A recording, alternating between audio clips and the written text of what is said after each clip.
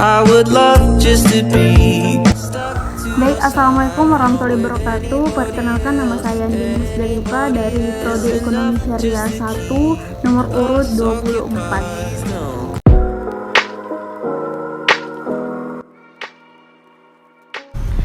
Pada modifikasi pengelolaan risiko dalam keuangan syariah, pengertian dari pembiayaan syariah di sini adalah lembaga pembiayaan yang selaku ada pelaku sohibul mal yang menaruh kepercayaannya kepada seseorang untuk melaksanakan amanah yang telah diberikan. Nah, dana tersebut harus digunakan dengan secara benar, adil, dan juga harus disertai dengan ikatan dan syarat-syarat yang jelas dan saling menguntungkan bagi kedua belah pihak ini. Nah, pada pembiayaan keuangan syariah di sini, penyediaan uang ataupun tagihan yang dipersamakan dengan itu berdasarkan dari persetujuan kesepakatan antara lembaga keuangan syariah dengan pihak-pihak yang dibiayai untuk mengembalikan uang atau tagihan tersebut setelah jangka waktu tertentu dengan imbalan yang telah ditetapkan sebelumnya. Adapun tagihan dalam keuangan syariah yaitu yang pertama ada transaksi bagi hasil dalam bentuk mudharabah dan musyarakah. Yang kedua itu ada transaksi sewa menyewa dalam bentuk ijarah muntahiyah bitamlik. Lalu yang ketiga ada transaksi jual beli dalam bentuk piutang, murabahah, salam dan istisna. Yang keempat adalah pinjam meminjam dalam bentuk piutang card. Terus yang terakhir, yang kelima, transaksi sewa menyewa jasa dalam bentuk ijarah transaksi multijasa. Pada pembiayaan modal kerja keuangan syariah, yang pertama itu pembiayaan jangka pendek yang diberikan kepada perusahaan untuk membiayai kebutuhan modal kerja usahanya. Berdasarkan prinsip-prinsip syariah, ada jangka waktu pembiayaan modal kerja di lembaga keuangan syariah maksimal 1 tahun dan dapat diperpanjang sesuai dengan kebutuhannya. Sebelum itu ada yang dinamakan pembagian modal kerja murabahah, mudharabah, salam, istisna, dan juga ijarah dan qard. Untuk yang sesudahnya itu ada pembiayaan likuiditas qard, lalu ada pembiayaan piutang card, lalu ada pembiayaan persediaan murabahah, salam, dan juga istisna. Lalu ada pembiayaan perdagangan umum mudharabah. Lalu yang keempat adalah pembiayaan pesanan dalam wakalah, musyarakah, mudharabah, dan juga murabahah. Nah, selanjutnya yaitu kinerja PMK pada lembaga keuangan syariah. Rasio pembiayaan FDR bank syariah yang di sini yang idealnya itu adalah 95% hingga 98%. Hal itu berarti dari 100%-nya dana yang terkumpul dari masyarakat di sini sebanyak 98% hingga 98%. Di antaranya disalurkan dalam bentuk pembiayaan, dan ada pun juga rumus untuk mengukur komposisi pembiayaan yang disalurkan dengan DPK dalam modal sendiri, yaitu FDR sama dengan pembiayaan MK per dana PMK dikali dengan 100%. Semakin tinggi rasio ini, semakin rendah pula kemampuan likuiditas bank syariah tersebut.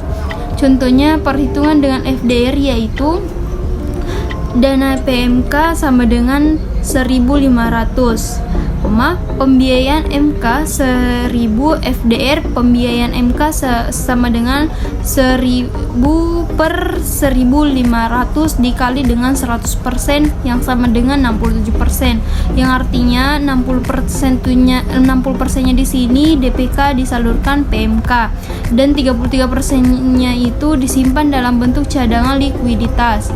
Selanjutnya yaitu adalah ROA bank syariah. Nah, untuk mengukur bentuk menilai seberapa besar tingkat pengembalian dari aset yang dimiliki perusahaan, ROA dapat dihitung dengan menggunakan rumus sebagai berikut. ROA sama dengan laba PMK per total PMK dikali dengan 100%. Contohnya itu laba PMK sama dengan 2/200, total aset PMK sama dengan 1.500, lalu ROA PMK-nya di sini 200/1.500 dikalikan dengan 100% yang mendapatkan hasil 13%, yang artinya itu adalah tingkat pengembalian aset di sini dari PMK di sini adalah sebanyak 13% tersebut. Selanjutnya itu resiko dalam keuangan syariah.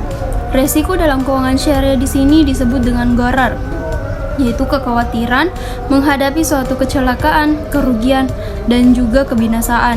Gharar di sini dikatakan sebagai sesuatu yang bersifat ketidakpastian. Transaksi gharar di sini berarti sebuah transaksi yang mengandung unsur ketidaktahuan atau ketidakpastian atau jahalah antara dua belah pihak yang bertransaksi sesuatu yang objek akadnya di sini tidak diyakini dapat diserahkan. Transaksi yang gharar di sini dapat timbul karena ada dua penyebab utamanya. Yang pertama, kurangnya pengetahuan atau informasi pada pihak yang melakukan kontrak. Yang kedua di sini karena tidak adanya objek. Namun dalam hal ini ada pula yang membolehkan transaksi dengan objek yang secara aktualnya di sini belum ada. Dengan diiringi syarat bahwa pihak yang melakukan transaksi memiliki kemampuan mengelola untuk mampu memastikan risiko di masa yang akan mendatang. Risiko-risiko tersebut akan muncul beberapa penyebab, yaitu yang pertama ketidakpastiannya atau uncertainty yang mungkin mengakibatkan kerugian atau loss-nya pada peruntukan tersebut. Terus yang kedua, return yang diharapkan atau OR. Lembaga keuangan syariah di sini lebih besar daripada return yang terjadi atau RP. OR di sini lebih besar dari RP tersebut. Adapun jenis-jenis resiko pembiayaan pada lembaga keuangan syariah. Yang pertama itu ada risiko terkait pembiayaan yang berbasis natural certainty contract atau NCC yang meliputi risiko terkait pembiayaan murabahah, risiko yang terkait pembiayaan ijarah, risiko terkait pembiayaan ijarah mutahiyah bitamlik atau IMBT. Lalu yang keempat adalah risiko terkait pembiayaan salam dan istisna. Lalu yang selanjutnya adalah resiko terkait pembiayaan yang berbasis natural urgency contract atau NUC, yaitu dalam transaksinya mudharabah dan musyarakah di sini meliputi resiko fluktuasi pendapatan bisnis yang dibiayai beberapa bagian. Terus resiko karakter. Nah, resiko pembiayaan di sini secara umum yaitu ada resiko kredit atau pembiayaan, risiko pasar, risiko operasional, risiko likuiditas, risiko hukum, risiko reputasi, risiko strategistik atau strategi risk, yang selanjutnya risiko kepatuhan dan juga risiko modal. Nah, modifikasi pengelolaan risiko pada pembiayaan lembaga keuangan syariah. Terdapat beberapa bagian, yaitu pertama pengelolaan risiko dalam keuangan syariah yang terdiri dari identifikasi risiko, penilaian risiko, rencana penanggulangan, dan monitoring dan evaluasi. Terus yang kedua itu adalah penetapan nilai risiko pembiayaan pada lembaga keuangan syariah. Risiko pembiayaan pada lembaga keuangan syariah di sini adalah risiko yang disebabkan oleh adanya kegagalan counterparty dalam memenuhi kewajibannya. Risiko pembiayaan di sini dapat diketahui dengan menggunakan rasio pembiayaan yang bermasalah atau non-performing financing atau NPV. Penetapan nilai risiko di sini pembiayaan pada lembaga keuangan syariah dapat dihitung dengan menggunakan rumus sebagai berikut. Nah, adapun penetapan nilai risiko dalam pembiayaan pada lembaga keuangan syariah, rumusnya risiko pembiayaan sama dengan pembiayaan bermasalah per total pembiayaan dikalikan dengan 100.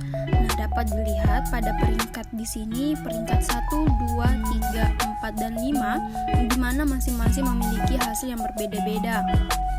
Yang artinya semakin tinggi nilai NPF-nya, maka semakin rendah pula juga kesehatan banknya tersebut. Baiklah, itulah tadi materi yang dapat saya sampaikan. Apabila ada kesalahan, mohon dimaafkan. Wassalamualaikum warahmatullahi wabarakatuh. I would love just to be stuck to your side, not with anybody